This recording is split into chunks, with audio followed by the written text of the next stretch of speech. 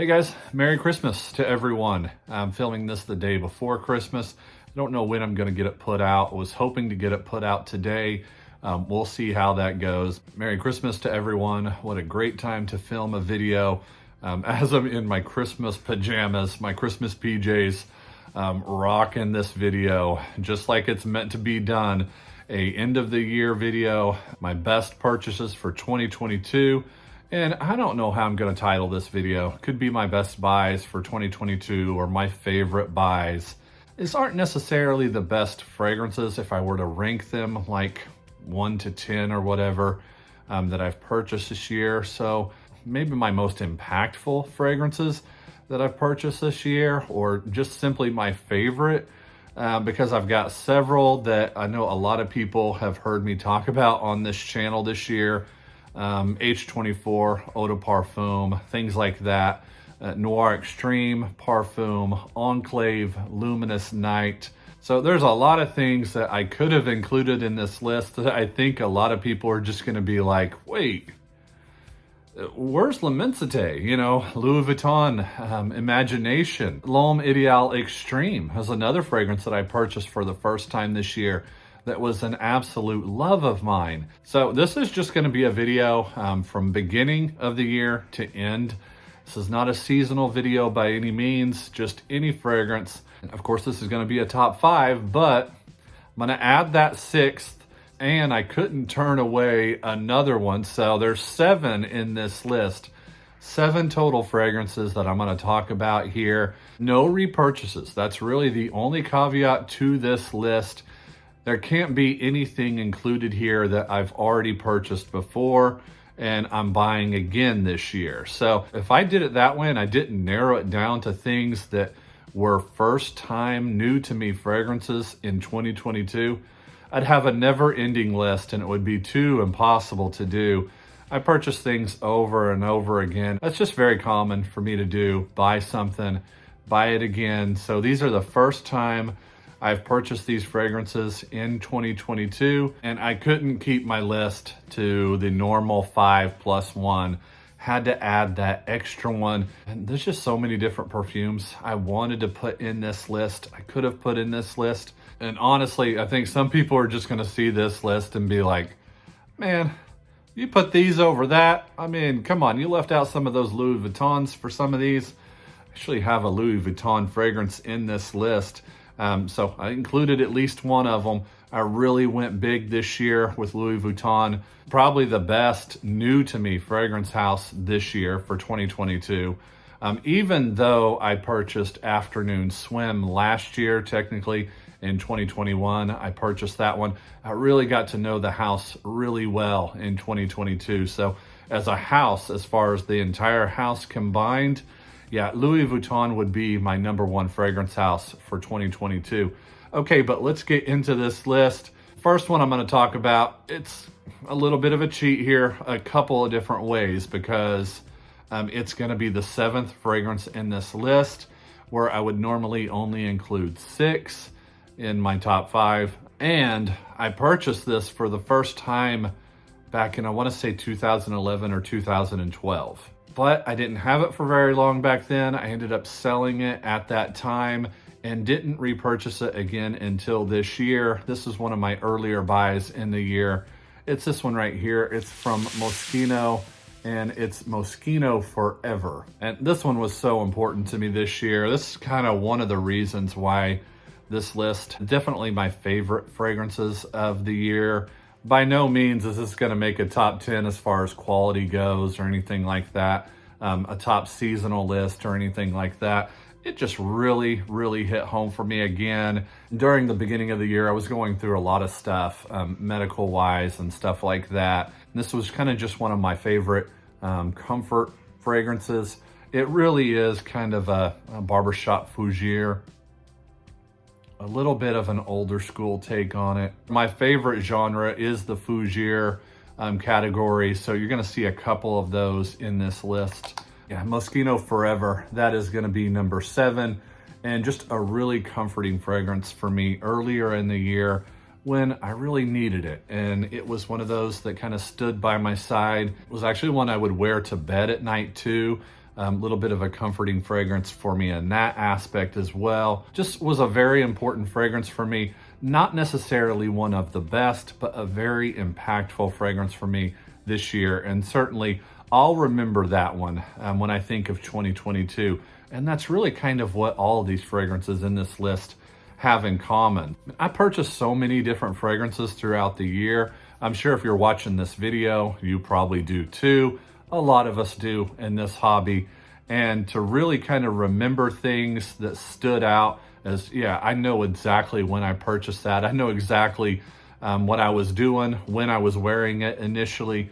Yeah, all of these stand out in that way. And the next one I actually purchased around the same time as Moschino Forever. This was probably a fragrance that got to me in 2022, but I made the purchase in 2021. But it's this one right here from Guerlain. It's Shalimar Cologne. Okay, so it is actually cologne. I don't know if you can see that. This is not Shalimar and just referring to it as cologne. The name of it is Shalimar Cologne. So this is a fragrance that's discontinued now. It's pretty hard to find, and words can't explain how much I love this one. Kind of like Moschino Forever. At the beginning of the year, it was one of those comfort fragrances for me. We had a lot of really rough weather around January. It was one of those that it's kind of a spring fragrance for me. So I was wearing it in hopes of, kind of just subconsciously trying to bring on spring weather and get out of the really cold January and February months that we were having by spraying this on. Yeah, Shalimar Cologne. If I were to describe this, of course, this one's unisex, if not leaning feminine a little bit. This is as close to a limoncello cupcake as a fragrance can get, in my opinion. It has a little bit of a powderiness to it too. So I think some people are gonna really notice that kind of, dare I say, bakery, cupcakey, kind of cakey note. It's a tart kind of limoncello style fragrance too, but it does have a little bit of a powdery vanilla to it. Almost want to say either orris root or iris is in this fragrance as well. It's kind of lending to that kind of powdery feel. Now, if you know the original Shalimar and all of its mini flankers, I mean, they're endless. Cologne is definitely one of the ones that kind of deviates from that vanilla. It's kind of a little bit of an old school throwback fragrance. I know for a lot of people, I'm probably walking on thin ice there when I say that about a fragrance that is as beloved as Shalimar is, the original. But Shalimar Cologne, I feel like really kind of eases up on that old school feel of the original Shalimar. And this is its own style fragrance. Yes, you can feel that vanilla, which is pretty much universal throughout all of the different Shalimar flankers. You can feel that in here, but this one's brightened up with a limoncello, a lemon feel, very tart. Such a gorgeous limoncello gourmand style fragrance. That is Shalimar Cologne. Now that this one's been discontinued, really, to me, one of my true gems in my collection, and one that really stood out for me in 2022. The next one we're gonna talk about is this one right here. It's a cologne fragrance, and I listed off all of those different fragrances that I purchased this year that I left out of this list, and somebody's gonna see this and be like, man, come on. But it's from Hermes. It is Legacy. Now, this is a cologne of this fragrance right here, Chanel's Platinum Egoiste. I know people are gonna wonder, okay, you have the OG of what this fragrance was kind of inspired by. Why go out and purchase this right here? There's really no need to do that. To some extent, I agree with that. And for a lot of people that don't know, Platinum Egoiste for about a 3 or 4 year period was probably one of my most signature scent fragrances that I've ever owned. Probably from around 2010, 2011 to about 2014. So the significance of this Chanel fragrance for me is big. I mean, it's a fragrance that over the years, during that time period especially, was an extremely important fragrance to me. Signature scent worthy style fragrance. And that's exactly what this is, Chanel's Platinum Egoiste. And it probably even takes a little bit of that dated herbal feel to the fragrance and gets rid of it and kind of modernizes it a little bit here with Legacy. Very, very inexpensive fragrance. Right now, the last time I checked on Amazon, you could buy this for around $23. This is a 100 ml bottle. For that price, a fragrance that is as quality as a cologne fragrance gets. And I don't mind the clones. I don't mind them at all, especially when they're this high quality, when they equal or even surpass the original, the fragrance they're inspired by. Yeah, Armoff Legacy. That's the number 3, the third fragrance in this list. For my best purchase of 2022. And the next one, which is actually, it's a Zaharoff fragrance that is a YouTube fragrance, a YouTube channel that is working in collaboration with Zaharoff. It's this one right here, Brass and Soul.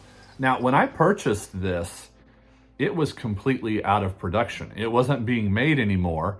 A few other YouTubers kind of worked in conjunction with Zaharoff, and they created their own fragrances. And this one right here, I actually had a sample of this at one point. I made a purchase from the Zaharoff website, and I received samples of all of the fragrances that were inspired by the YouTubers. There were, I think, 3 of them that worked in collaboration with Zaharoff. And I smelled this one and I was just like, okay, it's all right. From my sample that I had at that time. Came back to it probably a year later after I sampled it, maybe 8 months or so after I sampled it, wore it again from that same sample and was blown away. And between that time period when I first received it and when I sprayed it on me again, I don't know what changed, but this fragrance, one of the best purchases that I've made this year. And honestly, I can't overstate how much this fragrance blew me away. I actually bought this full bottle for a really good price, considering at the time that I purchased it was probably back in March of this year. It had been discontinued and was not in production, and prices for full bottles on this stuff were just ridiculous, were insane, just simply because it had been really hard to find at that point. Oh man, there's so much nostalgia to this. Kind of reminds me of like a metallic-y version of Chanel Allure Homme. If you remember that 90s staple fragrance, late 90s Allure Homme, that fragrance, which has a lot of sentimentality to me as well, reminds me of that in a lot of ways. Just a more metallic, almost kind of gin, alcoholic gin feel to it. Oh, there's some florals in this. There's almost a cleanness to it too. Some lemon, definitely citrus up top. Wearing this fragrance, it's one of the best experiences that I've had with a new fragrance this year. If not, probably my top 1, maybe 2 out of the things I have here from Zaharoff. That's Brass and Soul. Let's segue from that into the fragrance that was my absolute best purchase this year. And if you've been paying close attention to this channel over the year, especially since I kickstarted it again this past summer, you'll remember that I talked about this one and I gushed about it pretty good. It's this one right here from Marc-Antoine Barros. It is Ganymede. Yeah, my best purchase. And it's really not close, from 2022 all year long. This one right here was actually left out of my month in fragrance for November, even though I did wear it. I took it down from the shelf, forgot to put it back up there, but Ganymede, what can be said about this one? Oh, suede, oh boy. Some ozonic notes, suede. It's a very leathery fragrance, kind of has some mineral notes too. I mean, those mineral notes kind of give it like a wet feeling to the fragrance, almost like wet cement a little bit. I mean, the descriptions that people give to this fragrance just blow my mind sometimes.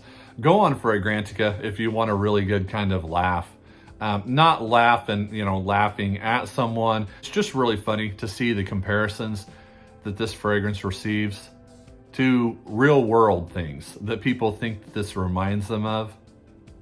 It's a leathery, suede kind of ozonic, watery feel fragrance.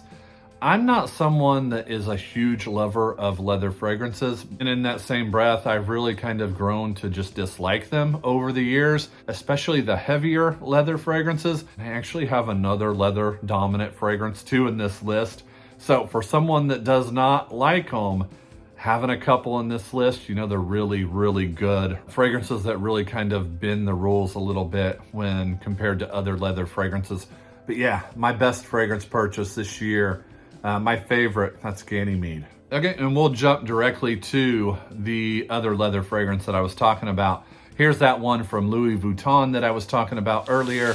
It's Sur La Route. And this one, it's a summery green grassy leather fragrance. Kind of like, boy, this one really does change when you're smelling it in the cold. I mean, it's really cold right now when I'm filming this video. As opposed to smelling it during the kind of warmer months of the late spring, early summer. This reminds me of mowing your lawn, that kind of grassy smell. It has a leathery feel like that. And it's really got a nice bright pop of citrus too. Oh, I miss this one. I miss this one. Early spring, I remember tornadoes. I mean, we were having a little bit of a severe weather outbreak when I first purchased this fragrance and when I was wearing it at its peak. So it reminds me of that time. But the leather in this fragrance reminds me of something very grassy, very green.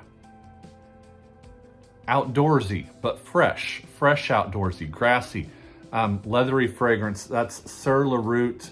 Really, to me, if I'm going to recommend a leathery fragrance, a fresh one for the summer months, for the warmer weather, this one's probably going to be at the top of that list. Sur La Route from Louis Vuitton. And the last fragrance I have in this list was probably my dead of summer go-to fragrance. It's from Hermes, and it's Terre d'Hermes Eau Givrée, the Eau Givrée flanker to Terre d'Hermes, the classic Terre d'Hermes. Now, I've made the mention that this reminds me a lot of Eau Très Fraîche, which is a flanker of the original Terre d'Hermes. So Eau Très Fraîche, Terre d'Hermes, it's from the same line. All of them really are, and this is just a flanker of a flanker. This is Eau Givrée, and probably one of the most natural smelling grapefruits that I can really remember in recent memory, at least.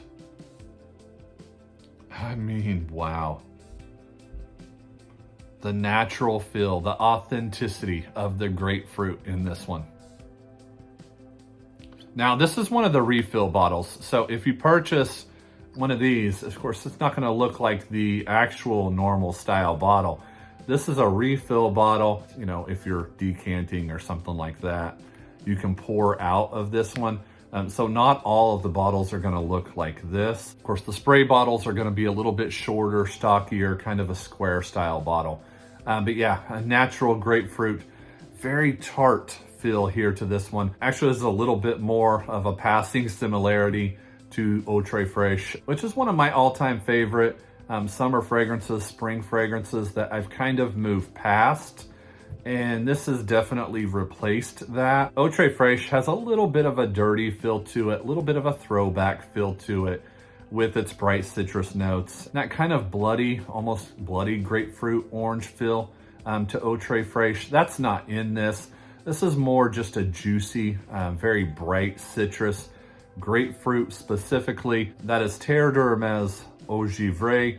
If you want a really juicy, really bright grapefruit citrus, highly recommend that one. But that finishes out my best purchases for 2022. A lot of memories in this video, a lot of memories with these fragrances. Now, one video that I did want to film before the new year is my most worn fragrances for 2022. I'll probably have a couple in that list too. So I'm gonna get working on that list because it's going to be tough to do. I don't really write all this stuff down when I wear it. And a lot of the stuff I decant and kind of go through. So I can't really tell by the levels that I have. So I'm going to get working on that list and have that probably before the end of the new year. I appreciate you guys watching. I'll talk to you soon.